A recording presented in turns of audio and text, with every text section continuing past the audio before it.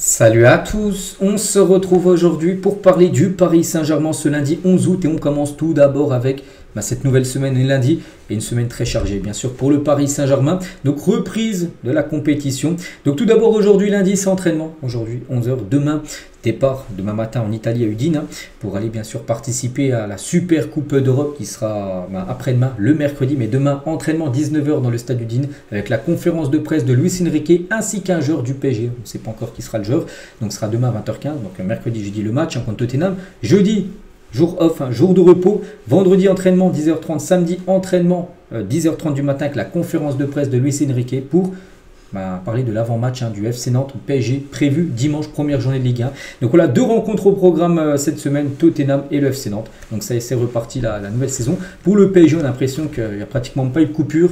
On parlait encore récemment de la Coupe du Monde des clubs et ça c'est reparti maintenant pour la nouvelle saison. Et concernant le match contre Tottenham, c'est le match tout d'abord en priorité vu que c'est le premier match qui arrive. Et ce match où tu peux remporter un trophée que tu n'as jamais remporté, la Super Coupe d'Europe. À noter qu'il y aura à peu près 6000 supporters parisiens qui vont faire le déplacement en Italie pour la Super Coupe d'Europe. C'est un record. À noter qu'il y aura plus de supporters parisiens que de supporters de Tottenham pour cette finale. Et à noter qu'il y aura en tout un stade de 25 000 places. Il y aura quand même 6 000 parisiens. Il y aura moins de supporters de Tottenham et le reste, ça sera ouvert au grand public tout simplement, les places restantes.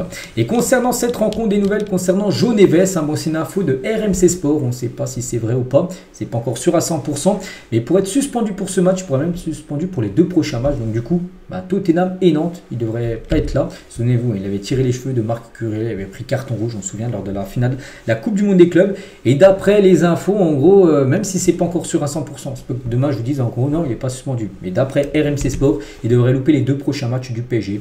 Donc on a hâte de voir bien sûr s'il sera là ou non.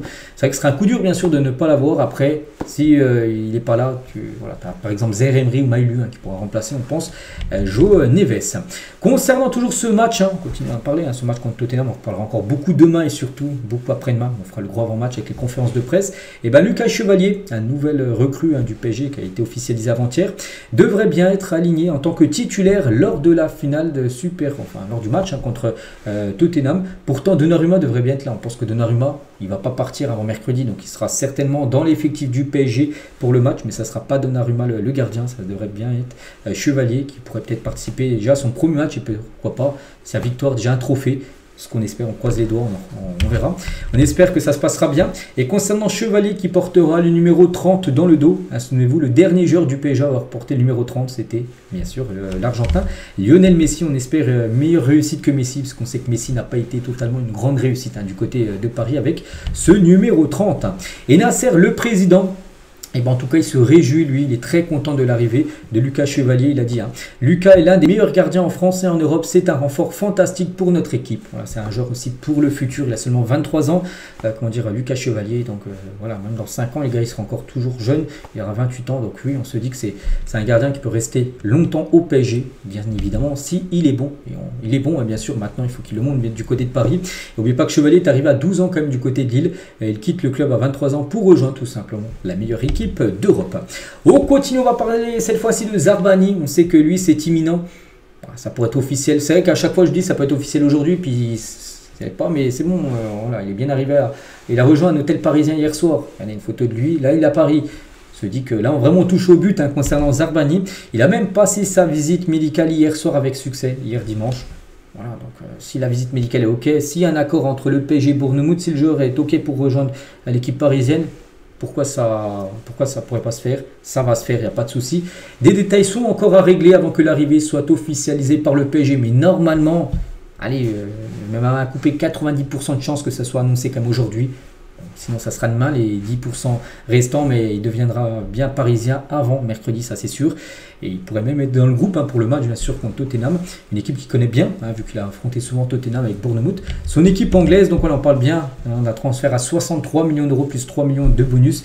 Il devrait signer 5 ans du côté de Paris. Et concernant ce joueur, peut-être qu'il y en a qui le connaissent peu. Bon, moi, c'est vrai que j'ai déjà entendu parler de ce joueur-là. Après, j'avais très rarement vu jouer. Mais en gros, un recruteur anglais vous dresse en gros le profil de Zabarni. Donc tout d'abord, il n'est pas lent. Donc déjà, il est grand. Il fait 1m89, 81 kg. Donc, c'est-à-dire sacré gabarit. mais il est plutôt rapide, hein. Il scanne bien l'environnement, est capable de lire le jeu et d'anticiper. C'est davantage un profil à la Pacho. Voilà, donc ce sera deux grands défenseurs centraux, parce que Pacho est plutôt grand taille. La même chose aussi pour Zabarny. Donc dans le duel au sol, comme le duel aérien, il était déjà dominant en 2022 Dynamo Kiev, hein, son équipe ukrainienne à l'époque. Il est déjà très fort, surtout dans le secteur aérien où il prenait beaucoup de ballons de la tête, donc c'est une bonne nouvelle parce qu'on sait que défensivement sur corner, tout ça, on sait que le PSG c'est un point faible, hein. Donc c'est un défenseur avec une bonne mobilité, comme je dis 1m89 pour 81 kg. Le binôme avec Huijsen, donc maintenant qui est parti du côté du Real Madrid, Huijsen était hyper cohérent. Huijsen très responsabilisé à la relance et Zabarny qui dégageait beaucoup de sûreté, beaucoup de solidité défensive, hein. Mais attention, Zabarny n'a pas mauvais pied, vraiment il est aussi très bon à la relance. C'est plutôt un relanceur fiable, là, qui perd très rarement les ballons dans les relances. Voilà le profil de Zabarny, futur, on espère, parisien. On espère aujourd'hui. Concernant Ousmane Dembélé, on apprend qu'il n'a pas participé à l'entraînement du jour. C'était hier. Hier dimanche, il y a eu séance d'entraînement du côté du PSG. Il n'était pas là. Le Français victime d'un syndrome viral. En gros, il est malade. Il est malade. Il n'a pas pu participer à l'entraînement. Bon, il devrait quand même être présent face à Tottenham mercredi. Ça, c'est plutôt bien sûr une bonne nouvelle. Des nouvelles qu'il y a de Randal Kolo Muani qui s'entraîne toujours dans un groupe à part avec les Love, enfin dans le Love, les Indésirables qui s'entraînent également, bien sûr, pour préparer la nouvelle saison. Mais les Indésirables, la plupart devraient partir. Et on sait qu'ils devraient quitter le club, hein. La Juventus Turin, voilà, se résout enfin à accélérer le processus de transfert de Kolo Muani sans même attendre le départ de Vlahovic. L'offre que la Juve prépare, c'est un prêt de 10 millions d'euros assorti d'une option d'achat obligatoire de 30 à 35 millions d'euros. Donc ce qui fera un transfert, donc on va dire 35 millions d'euros, l'option d'achat obligatoire avec un prêt de 10 millions d'euros. Donc en gros 45 millions d'euros, c'est à peu près la somme que voulait le PSG. Donc voilà, on touche au but, hein, concernant Randal Kolo Muani, qui va débarquer du côté de la Juve. Donc oui, Paris aura perdu beaucoup d'argent, il va être vendu 45, si on prend le prêt payant avec l'option d'achat facilement atteignable, alors que Paris l'a acheté 95, donc il y aura 50 millions d'euros de pertes.